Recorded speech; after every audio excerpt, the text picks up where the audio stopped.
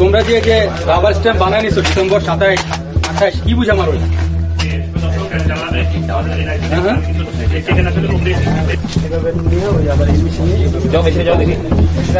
আমরা মোটা দাগে বলতে পারি যে এই ধরনের জিনিসপত্র ব্যবহার করা বিপজ্জনক এবং এই ধরনের জিনিস আমাদের প্রজন্মের পর প্রজন্মকে ধ্বংস করে দেবে।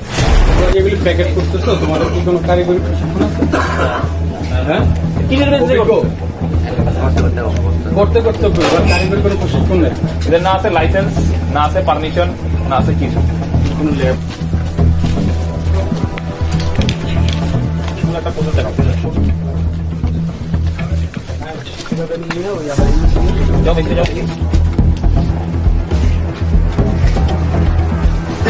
এই যে 2 টন সালফেট এই মালটা আসছে কয় তারিখে?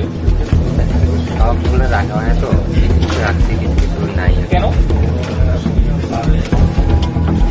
এটা তো মানে এটা ব্যবসা না, সরকারি অনুমতি আছে না, থাকলে তো তাদের সমস্ত বিল ভাউচার থাকার কথা নাই। ঠিক আছে, এগ্রো সার্ভিসেস বাংলাদেশ তোমাদের কোম্পানির নাম এগ্রো সার্ভিসেস বাংলাদেশ।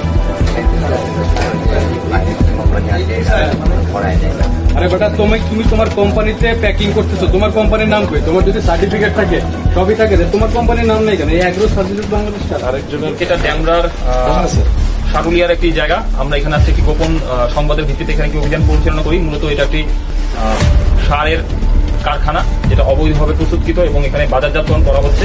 আপনারা অলরেডি দেখেছেন, আমরা অলরেডি জিনিসটা আপনাদেরকে আইডেন্টিফাই করে দেখেছি যে এখানে বিভিন্ন মোড়কে বিভিন্ন ধরনের সার চীন থেকে আমদানি করা হয়, বাজারজাত করা হয়, প্রস্তুত করা হয় এই নাম দিয়ে। অন গ্রাউন্ডে এখানে এই বিষ এবং এই কারখানায় এই সারগুলো তৈরি করা হচ্ছে, যেগুলো কোনো সদুত্তর কিংবা কোনো কাগজ কিংবা কোনো অনুমতি কোনো কিছুই এই কারখানায় যে বিদ্যমান ম্যানেজার এবং সেই সাথে সংশ্লিষ্ট যারা কর্মচারী আছে তারা দেখাতে পারেন।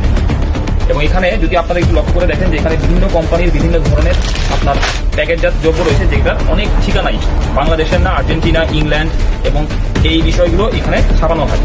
এই জিনিসগুলো মূলত এখানে তৈরি করা হয় এবং প্রান্তিক পর্যায়ে আমাদের বিভিন্ন গ্রামে যারা কৃষক আছেন, যারা কৃষিজমিতে কাজ করেন, তাদের কাছে এগুলো বিভিন্ন দেশের বলে উন্নত মানের বীজ, সার এসব বলে বিক্রি করা হচ্ছে। ফলশ্রুতিতে যে কাজটা হচ্ছে জমির গুণগত মান কমে যাচ্ছে এবং এই জমিতে যে উৎপাদিত যে ফসল, সেই ফসল অনেকটা বিষক্রিয়া সৃষ্টি হচ্ছে, যা সাধারণ মানুষকে অনেক রোগ থেকে আক্রান্ত করছে। ওভারঅল যদি আমি বলি তাহলে আমাদের মোটা দাগে বলতে পারি যে এই ধরনের জিনিসপত্র ব্যবহার করা বিপজ্জনক এবং এই ধরনের জিনিস আমাদের প্রজন্মের পর প্রজন্মকে ধ্বংস করে দেবে।